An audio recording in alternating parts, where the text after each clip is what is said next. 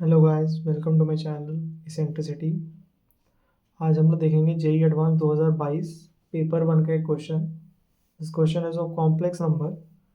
ठीक है, ये कॉम्प्लेक्स नंबर में वही नॉर्मल वर्डिंग्स दी हैं। Z bar denotes the complex conjugate of a complex number z i root over -1। और फिर हमें इस इक्वेशन के इस पूरे इक्वेशन के रूट्स निकालने हैं और ये बोला गया है कितने रूट्स आ रहे हैं। ठीक है, they are not talking about कौन कौन से रूट्स आ रहे हैं, they are just talking about how many roots. है ना। तो इसको प्रोसीड करने का पहला तरीका ये होता है, ऑफ कोर्स कोई क्वेश्चंस में काम नहीं करता है, कोई कोई क्वेश्चंस में, लेकिन सबसे नॉर्मल तरीका होता है इसको करने का।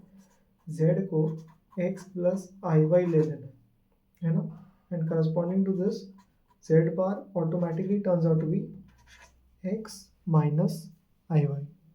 ठीक है, इसको यहाँ पे पुट कर देंगे, लेकिन पहले थोड़ा सा इक्वेशन को सॉल्व करेंगे। अभी डायरेक्टली पुट करेंगे ना तो it will turn out to be a very cumbersome, बहुत बड़ी क्वांटिटीज आ जाएंगी। तो थोड़ा सा मैनिपुलेशन करके फिर डालेंगे ये दोनों चीज़ें इसमें। तो जेड बार माइनस जेड स्क्वायर, ये इक्वेशन लिख रहा हूँ, आई z bar plus Z square. ठीक है, क्योंकि यहाँ पे दिख रहा है दो क्वांटिटी सेम सेम ही है, जेड बार है और जेड स्क्वायर है, इसको एक तरफ ही ले आएंगे पूरा। आई से मल्टीप्लाई कर रहे हैं पहले इस आर एच एस को, ये आ रहा है i z bar plus i z square. I z bar को उस साइड लेके जा रहे हैं, माइनस जेड स्क्वायर को इस साइड लेके आ रहे हैं। तो ये क्या हो जाएगा, जेड बार उधर जाएगा तो 1 प्लस हो जाएगा, plus z bar is equal to z square. Sorry, यहाँ पे माइनस हो जाएगा, प्लस था माइनस हो जाएगा, और ये माइनस था ये प्लस हो जाएगा, प्लस आई जेड स्क्वायर। ठीक है, if you take z bar common in this it will turn out to be 1 minus i, और यहाँ पर जेड स्क्वायर कॉमन लेंगे तो turns out to be 1 plus i. ठीक है, 1 प्लस आई को डिवाइड कर दो, पूरी इक्वेशन को dividing by this 1 plus i. 1 plus i से डिवाइड करते हैं, देखते हैं क्या आ रहा है। 1 प्लस आई से डिवाइड कर दो, 1 minus i 1 plus i is equal to z square. ठीक है, अब यहाँ पर आप सोच के बताओ, 1 माइनस आई 1 प्लस आई कहने से इसको हम लोग नीचे इसके कॉन्जुगेट से मल्टीप्लाई करेंगे तो शायद हो सकता है कुछ अच्छी चीज़ आ जाए। है ना, यहाँ पर डिनोमिनेटर के कॉन्जुगेट से मल्टीप्लाई करेंगे, डिनोमिनेटर के कॉन्जुगेट से मल्टीप्लाई करेंगे, डिनोमिनेटर को भी और न्यूमरेटर को भी, सच दैट ये पूरी क्वांटिटी सेम ही रहे, सेम चीज़ से मल्टीप्लाई कर रहे हैं और डिवाइड कर रहे हैं, नीचे प्रॉपर रियल क्वांटिटी आ जाएगी। बस इसका फ़ायदा ये होता है, डिनोमिनेटर के कॉन्जुगेट से मल्टीप्लाई करने पर ऊपर नीचे दोनों जगह the denominator turns out to be a pure real quantity. ये आ जाएगा a minus b, a plus b, a minus b formula, a square minus b square, लेकिन a square minus b square ये तो खुद आई स्क्वायर -1 है, -1 क्या हो जाएगा, +2। ऊपर चेक करना, 1 माइनस आई का होल स्क्वायर आ गया, है ना। 1 माइनस आई का होल स्क्वायर क्या होगा, ए स्क्वायर प्लस बी स्क्वायर क्या होगा, -1 -2ab, यानी ये -2i हो जाएगा। 1 और -1 कैंसिल, ए स्क्वायर और plus b square cancel out हो गया, 2 कैंसिल, ये माइनस आई हो जाएगा, यानी पूरी क्वांटिटी माइनस आई के बराबर है। तो यहाँ क्या आ जाएगा, z bar into minus i is equal to z square. ठीक है, यानी जेड स्क्वायर किसके बराबर है, माइनस आई जेड बार के, है ना। यहाँ पर अब आप ये ले लो, जेड को ये ले लो और जेड बार को ये ले लो।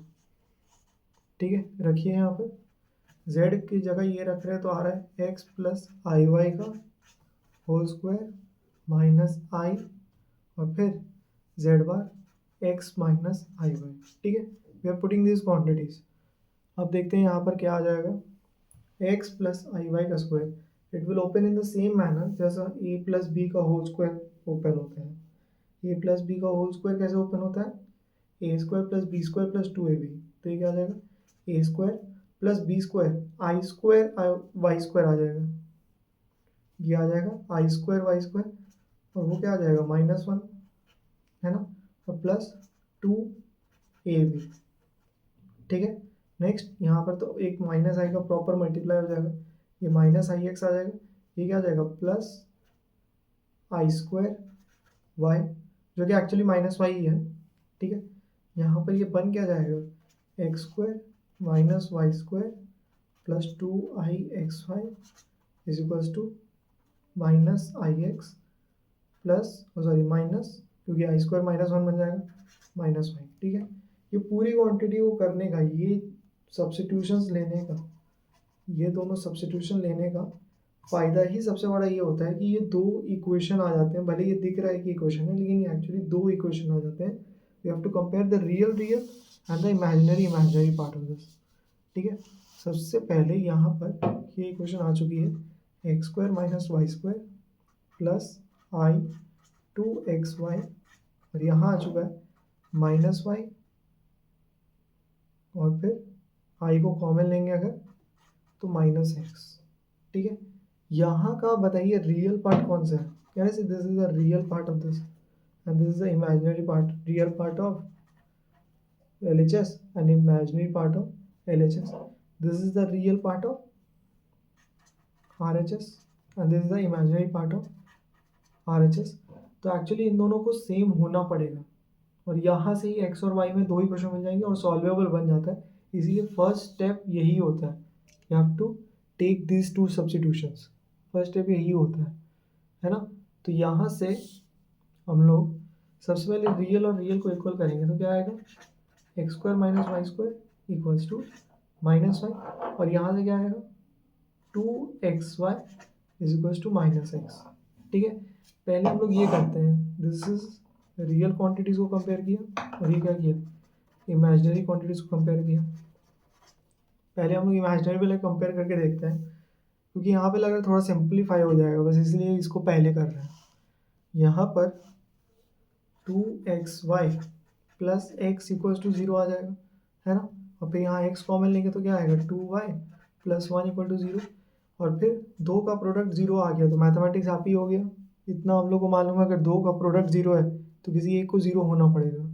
तो या तो हमारा x 0 है, या फिर हमारा y क्या है -1/2, 2y प्लस 1 को अगर 0 करेंगे तो यही आएगा, y -1 उधर भेजेंगे -1/2, ठीक है। इधर दिस और दिस, यानी कि इसके दो सोल्यूशन है। तो अगर ये वाला सोल्यूशन है, थोड़ी देर के लिए ये वाला मान के चलते हैं कि फर्स्ट केस हमारा x क्या आ गया 0, x को 0 पुट करिए, तो यानी वाई स्क्वायर बराबर -1, तो माइनस माइनस तो ऐसे भी कैंसिल हो जाएगा, प्लस हो जाएगा, और यहाँ क्या हो जाएगा, यहाँ पर x 0 हो गया तो minus y square minus i, यह हो जाएगा y square minus y equals to 0, y minus 1 equals to 0। यानी कि अगर x ले लिया 0, that is the first case, first possibility, तो y की वैल्यूज दो आ रही हैं, एक तो 0 आ रही है और एक कितनी आ रही है 1, ठीक है। Let's take out the second case. Second case में क्या है सर, सेकेंड केस में y की वैल्यू डेफिनेटिव बता दी है कि -1/2 है, y की वैल्यू डेफिनेटिव -1/2 बता दी है, तो हम पुट कर देते हैं एक्स स्क्वायर माइनस और -1/2 का होल स्क्वायर एंड माइनस और -1/2 प्लस आप बन जाएगा, -1/2 का स्क्वायर क्या होगा बच्चों 1/4, तो क्या आ जाएगा x square minus 1/4 is equals to 1/2, उधर भेजेंगे तो क्या आएगा 1/2 प्लस 1/4, तो कितना आ जाएगा 3/4। क्या यहाँ से आपको पता चल रहा है एक्स की वैल्यू दो आ रही हैं, एक √3/2 और एक कौन सी -√3/2, ठीक है। यानी कि पहले केस में कौन कौन सोल्यूशन आ गए, पहले केस में अगर x और y का कॉम्बिनेशन देखा है, अगर x को हमने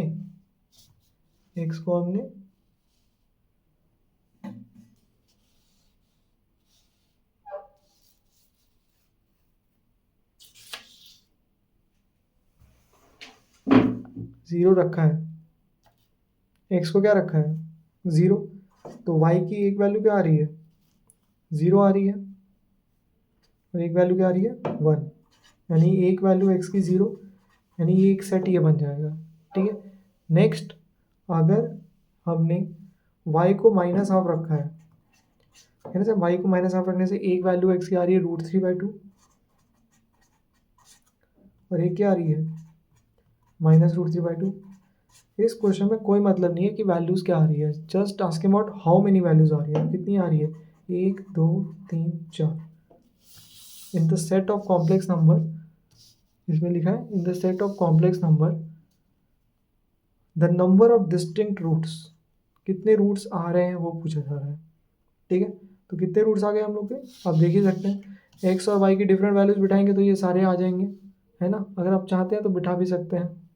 एक्स प्लस आई वाई आता है ना सोल्यूशन, तो पहले का सोल्यूशन क्या आ जाएगा 0, दूसरे का क्या आएगा आई, तीसरे का क्या आएगा √3 -1/2 आई, चौथे का क्या आएगा -√3/2 -1/2 आई। ये है जेड की पॉसिबिलिटीज़। तो 4 हैं, तो 4 पॉसिबिलिटीज़ हैं, तो यही आंसर हो जाएगा।